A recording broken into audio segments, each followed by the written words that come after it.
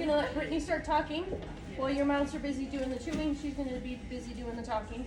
Brittany has been with our church for quite a few years now, and we've done studies, and she's been active in all of these things, and she is, I think, a professional speaker. You don't get paid, but you speak all the time. So she's way better at this than Christy and I are, so expect greatness. Oh, she's out there. greatness, yeah.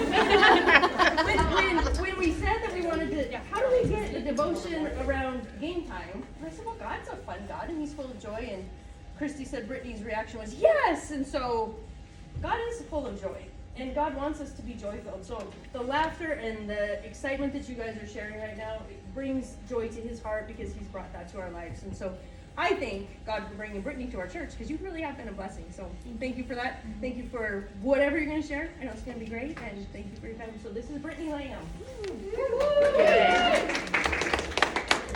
Thank you. So I'm sorry, I'm fighting allergies, and if you can't hear me in the back, just wave at me. So when Christy asked me to speak on joy, I smiled and said yes, but if I'm being honest, I had no idea what I was going to say. Joy? That's a big word. A loaded word, a word that gets tossed around in Hallmark cards and Sunday sermons and Instagram captions, but when you really stop and sit with it, it feels a little more complicated. So I did what any millennial would do. I grabbed a dictionary. Okay, I actually opened Google. It told me joy is a feeling of great pleasure and happiness. Okay, that's cool. So then I looked up happiness, and that one said the state of being happy. Not super helpful. So I checked happy, and that's feeling or showing pleasure or contentment. Are we getting warmer? But then I looked up contentment, and it said a state of peaceful happiness. And now I was stuck in a full-blown Google dictionary vortex, just round and round. It was clear I wasn't going to find what I was looking for in definitions. Because here's the thing. If you've been through some stuff, real stuff, those words start to feel a little hollow. Like trying to explain the ocean with a cup of water. I didn't come here to give a grammar lesson, but I did want to start by looking at how the world defines joy as great pleasure and happiness. And let's be honest, that definition doesn't even scratch the surface. Because the kind of joy I want to talk about tonight, it's not about a good day or a perfect latte or a funny TikTok. It's not the joy that shows up when everything's going right. It's not the joy that stays when everything's going wrong. It's the kind of joy that sits with you in the silence, that grows roots in grief, that you fight for, that you cling to, not because life is easy, but because you know that God is still good. And that's where I want to begin. I want to tell you a story, one I've never shared publicly, though I mentioned it briefly in my book. Some of you, if you know me, you know I was in a car crash, you know I wrote a book about it, but I'm not here to share that story tonight. This story is deeper and more personal. And this is a safe space, and I wanted to offer something sacred. It's not an easy story, and it doesn't start with joy, but stick with me because it gets there.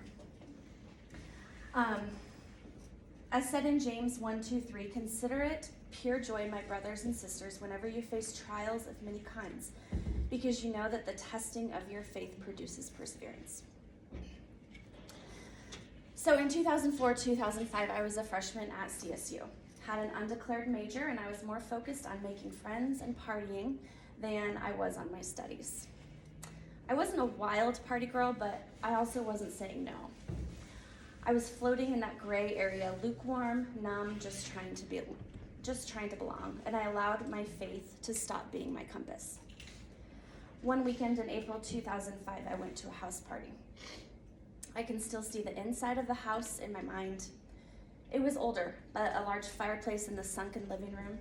There was drab secondhand furniture, the kind that you would expect to see in a college rental. There was a kitchen to the right and stairs to the left going to the bedrooms. There was a lot of drinking, dancing, people, more drinking, more people. And that's about where my memory ends. I woke up in one of the bedrooms the next morning, confused and not sure how I ended up in a bedroom by myself. Although grateful I had my purse, phone, and car keys with me.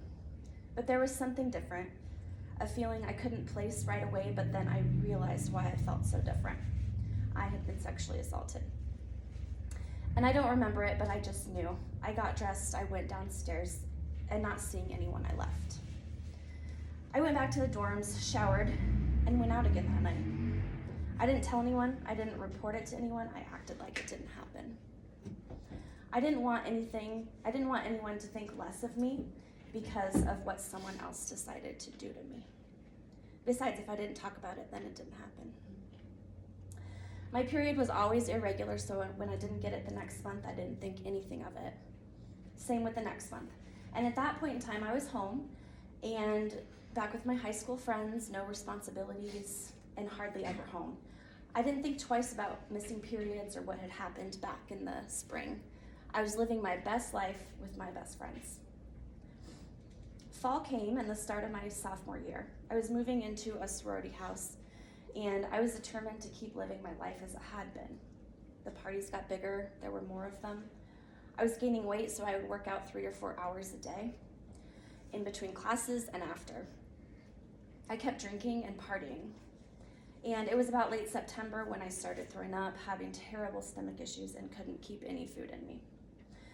One night I was watching TV with friends, and she said, "You look like you have a fever," and sure enough, I had a very high fever. I went to bed and of course started thinking the worst. I knew at this time I had to be pregnant. I was too worried to take a pregnancy test, too ashamed to even go buy one. At one point I thought of taking all my roommate's birth control pills because maybe that would be the solution, but my conscience got the better of me. I ended up having to go to the on-campus doctor where she looked at me once and asked if I was pregnant. I said no, but she knew different, and deep down I did too. I took a test and sure enough it was positive.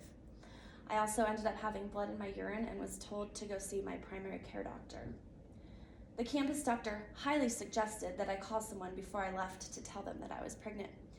Reluctantly, I called my older brother, knowing that he was out to sea at the time in the Navy and wouldn't answer. I left a message for him to call me, knowing that it would be a month or so before he actually got that message. About a week later, I woke up one morning too weak to get out of bed. I knew I had to do something. I called my dad. I told him I was really sick and I needed to go to the doctor. So he drove up an hour and a half, picked me up, and we drove an hour and a half back home down to Littleton to go to the urgent care. I pretended to be asleep the whole time so he didn't ask me questions. With a shaking voice and tears in my eyes, I did tell the nurse at the urgent care that I was pregnant once we got into the exam room. The doctor then wanted to send me straight to the hospital because I had a severe kidney infection. I was laying on the bed in urgent care getting fluids when my parents came back. I told the nurse my parents didn't know, and there's no way that I could tell them, so I asked her to tell them for me. She had the best bedside manner of any nurse I had the pleasure of knowing. As she told them, I turned my head away and cried. I was ashamed, embarrassed, and frustrated. Both my parents cried, but they kept telling me over and over that they supported me and would help me in whatever I needed. That sounds like what I wanted to hear at the time, but I was just wishing the situation wasn't happening and I could go back in time. I wanted to deal with it all by myself. At this point, I was estimated to be about 5 months pregnant. I went back to school and kept going to classes. I hid the pregnancy from everybody that I could. At least I thought that was what I was doing. Soon, 2 of my best friends at the time came over to my house and confronted me. I denied and denied that I was pregnant until one of them told me to lift up my shirt. I cried and they cried with me. Soon after, I told my roommates and they told me they had figured something was going on, but why they never asked, I don't know. I never admitted to being sexually assaulted and would refuse to talk about who the father might be because, truth be told, I didn't know. I still wasn't talking to anyone about the pregnancy, even though people knew. My mom had told me she would raise the child, but I couldn't do that to her. I didn't want that for my mom, my family, the child, or myself. I ignored my family when they tried to talk to me about it. Mainly my mom. My sister was too young, and my dad and brothers avoided it as much as they possibly could. I became a very mean, very rude person to those who loved me the most. I believe it was October or November when I finally made the decision to call an adoption agency. I was scared out of my mind. I was that person who wouldn't even call Domino's to order pizza. So this was a huge deal to me. I set up a time with a counselor and actually went through with going to the appointment. I had to do a few rounds of counseling, which I scheduled to be in town when I had to be down in Littleton for doctor's appointments. I did end up emailing my professors telling them what was happening, but assuring them I would still be in class and take all exams. For what it's worth, I passed that semester, and spoiler alert, I would pass the following semester as well. At one appointment with my counselor, I was given 2 large scrapbooks to look through. I would be choosing who this child I was carrying with would go home once they were born. Me. This was the first time that I actually started to care about what happened to this child. I started feeling immense guilt for ignoring the pregnancy for so long and drinking so far into it. Once I chose a family, I decided that I was going to be the best surrogate that I could be. Choosing a family out of the 40 or so families I had to choose from was the hardest thing I could ever do. While I would be making one family immensely happy, I felt like I was letting down the other 39. I chose a young couple with 2 golden retrievers. The mom was a teacher and the dad was an IT consultant. I think I was drawn to them because I had golden retrievers growing up. I called my adoption counselor and told her my decision, and for some reason, I just broke. I cried harder than I had the entire pregnancy, because that was the first time that I had felt something besides shame. That was the first time I let myself love him inside me. And at that moment, I think God cracked open the door to my healing. Not all the way, just enough light to say, hey, I'm still here. Late January 2006, I gave birth to a very healthy baby boy. I chose not to hold him because I wanted the parents to be the first to see and hold him. I never saw him in the hospital. However, this is an open adoption, and I saw him a handful of times before the family moved to North Carolina. A handful of times is all I needed because I didn't want to overshadow the growing family. Now, I could make this speech an hour longer telling you about life between that instance and what's happening now, but I'll save that. So here's a summary. I had no self-confidence and continued to drink often. I married young, an alcoholic. We spent a lot of time at bars and a lot of time fighting. But I stayed because he gave me the attention that I always craved. I had a son who's 14 now and the light of my life. When he was 8, some events happened that allowed me to decide that I didn't want my son to grow up in a place where his mother was utterly unhappy. So I divorced his father and I began to learn who I really was. Not just a 32-year-old woman who had lived her life in shame, embarrassment, and the shadow of other people up until this point. Healing didn't happen overnight. It came slowly, like dawn breaking through the darkest night. There wasn't one moment when everything was suddenly okay. It was thousands of small ones.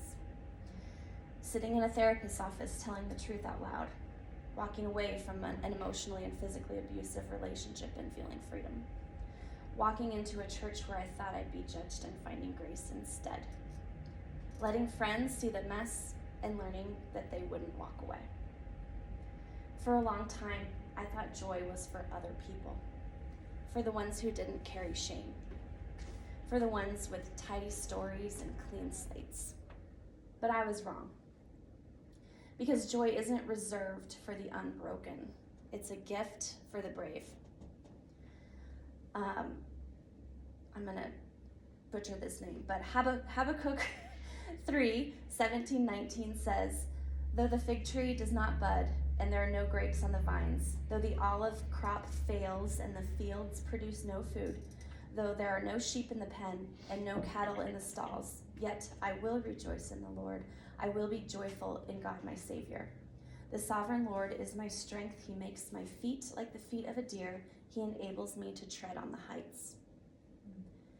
Slowly, I started to see joy again in new, healthy relationships and friendships. In the sound of worship when I didn't feel worthy to sing. In the first time I shared my story and someone said, hey, me too. God was rebuilding me, not into who I used to be, but into someone new. Someone stronger, someone softer, and someone braver. And now, I live with joy that isn't circumstantial. Joy that comes after the storm, not instead of it, because that storm shaped me. And it made me realize I never want another woman to believe that she has to hide her pain in order to be loved or accepted. That's why it's important for me to create a space, a collective of women who are tired of pretending, who want to be seen and known and celebrated, not just for their highlight reel, but for their scars too. A space where stories of abuse, loss, addiction, shame, trauma aren't brushed aside, but welcomed in. Where faith isn't about having it all together, but about trusting God when you're not okay. Our stories matter. Women deserve a place to land before they've figured it out, to have a place where we can heal together. And I'm here not as someone who's figured it all out, but as someone who's been there, who's crawled out of the pit, looked in the mirror, and said, God, if you can use this, use it. So when I speak, when I share, when I lead, I do it with fire in my bones and joy, real biblical joy, in my heart, I'm sorry, because this isn't just my story, it's ours. We're the daughters who walked through hell and still believed heaven is coming, the mothers who made impossible choices and still show up in love, the women who know what it's like to be shattered and choose to rebuild anyway. We are the proof that Jesus doesn't just restore, he redeems. And joy, it didn't forget us.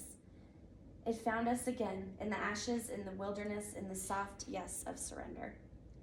It's not loud, it doesn't shout, but it's stubborn. And today, I carry it with me. Not because I'm whole, but because I am his. And friend, if you're here tonight feeling like your story is too messy to matter, I want you to know something. Joy is coming for you too. John 16:24 says, until now, you have not asked for anything in my name. Ask and you shall receive, and your joy will be complete. Thank you.